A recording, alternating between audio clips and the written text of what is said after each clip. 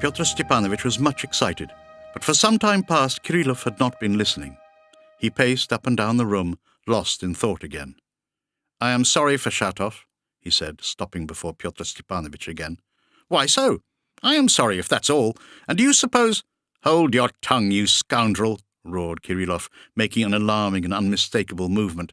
"I'll kill you." There. I told a lie, I admit it. I'm not sorry at all. Come, that's enough. Pyotr Stepanovich started up apprehensively, putting out his hand. Kirillov subsided and began walking up and down again. "I won't put it off. I want to kill myself now. All are scoundrels." "Well, that's an idea. Of course all are scoundrels. And since life is a beastly thing for a decent man—" "Fool! I am just such a scoundrel as you, as all. Not a decent man. There's never been a decent man anywhere." I would not tell Villiers of this, nor of that resemblance which struck me as with a blow upon my heart, when I saw the portrait which filled the cup of terror at the end. What this can mean I dare not guess. I know that what I saw perish was not Mary, and yet in the last agony Mary's eyes looked into mine. Whether there can be anyone who can show the last link in this chain of awful mystery, I do not know. But if there be anyone who can do this, you, Raymond, are the man. And if you know the secret, it rests with you to tell it or not, as you please. Mr. Davis mentioned my name, and respectfully introduced me to him. I was much agitated, and recollecting his prejudice against the Scotch, of which I had heard much, I said to Davis, "Don't tell where I come from." "From Scotland," cried Davis roguishly. "Mr. Johnson," said I do indeed come from Scotland, but I cannot help it. I am willing to flatter myself that I meant this as light pleasantry to soothe and conciliate him, and not as any humiliating abasement at the expense of my country.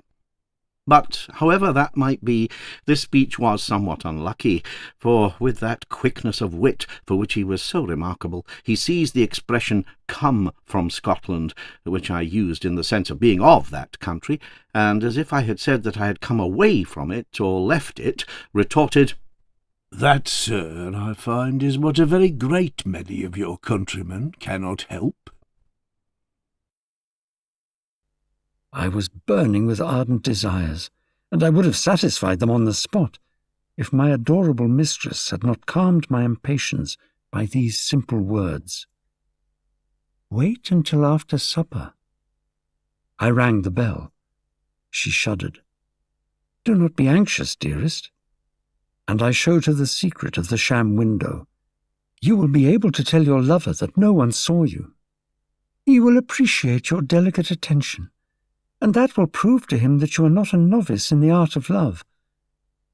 But it is evident that I am not the only one who enjoys with you the delights of this charming residence." "You are wrong, believe me. You are the first woman I have seen here. You are not, adorable creature, my first love, but you shall be the last."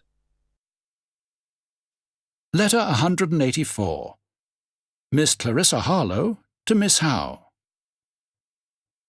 Monday afternoon, May the 15th. Now indeed it is evident, my best, my only friend, that I have but one choice to make. And now I do find that I have carried my resentment against this man too far, since now I am to appear as if under an obligation to his patience with me for a conduct which perhaps he will think, if not humoursome and childish, plainly demonstrative of my little esteem of him, of but a secondary esteem at least, where before his pride rather than his merit had made him expect a first. Oh, my dear, to be cast upon a man that is not a generous man, that is indeed a cruel man, a man that is capable of creating a distress to a young creature who, by her evil destiny, is thrown into his power, and then of enjoying it, as I may say. The prince had taken the idea in his way, for he was well accustomed by this time to taking, and nothing perhaps even could more have confirmed Mr. Verver's account of his surface than the manner in which these golden drops evenly flowed over it. They caught in no interstice, they gathered in no concavity. The uniform smoothness betrayed the dew but by showing, for the moment, a richer tone. The young man, in other words, unconfusedly smiled, though indeed as if assenting from principle and habit to more than he understood. He liked all signs that things were well, but he cared rather less why they were. I have to choose what I detest. Either dreaming, which my intelligence hates, or action, which my sensibility loathes. Either action, for which I wasn't born, or dreaming, for which no one was born. Detesting both, I choose neither. But since I must on occasion either dream or act, I mix the two things together. 3. I love the stillness of early summer evenings downtown, and especially the stillness made more still by contrast on the streets that seethe with activity by day. Rue du Arsenal, Rue de Alfandega, the sad streets extending eastward from where the Rue de Alfandega ends, the entire stretch along the quiet docks. All of this comforts me with sadness when on these evenings I enter the solitude of their ensemble. When I found Wadi Khalfa hiding behind some rocks, it came as an exhilarating shock. I had really forgotten how things were in this other world.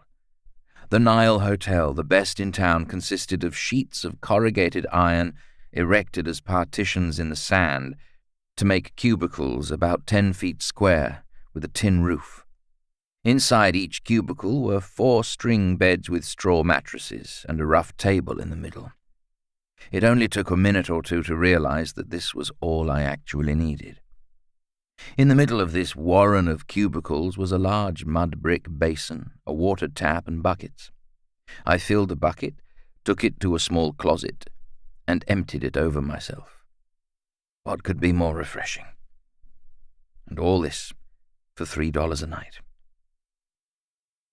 34th February, 349. No, I haven't the strength to endure more. My God, the things they are doing to me. They pour cold water on my head. They won't listen to me. They won't see me. They won't hear me. What have I done to them? Why do they torture me? What do they want of a poor creature like me? What can I give them? I have nothing. It's too much for me. I can't endure these agonies. My head is burning and everything is going round. Save me! Take me away! Give me a troika and horses swift as a whirlwind. Take your seat, my driver. Ring out my bells. Fly upwards, my steeds, and bear me away from this world. Far away, so that nothing can be seen, nothing. Yonder, the sky whirls before me. A star sparkles in the distance. The forest floats by with dark trees, and the moon, blue-grey mist, lies stretched under my feet. A chord resounds in the mist.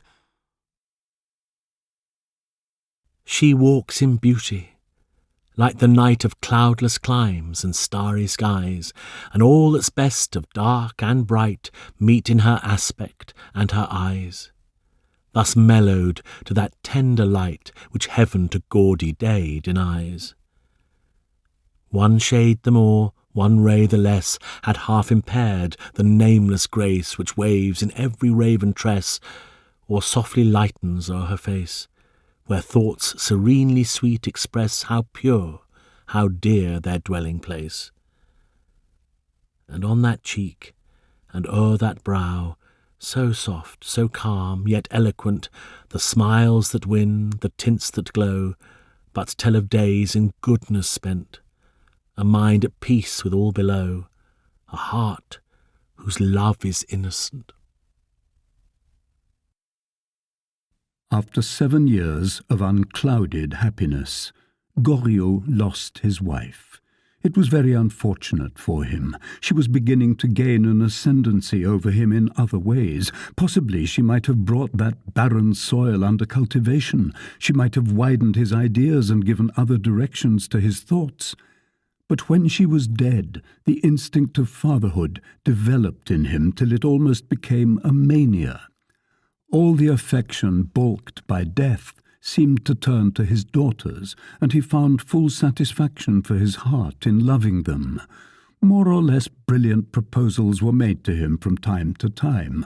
Wealthy merchants or farmers with daughters vied with each other in offering inducements to him to marry again, but he determined to remain a widower. His father-in-law, the only man for whom he felt a decided friendship, gave out that Goriot had made a vow to be faithful to his wife's memory.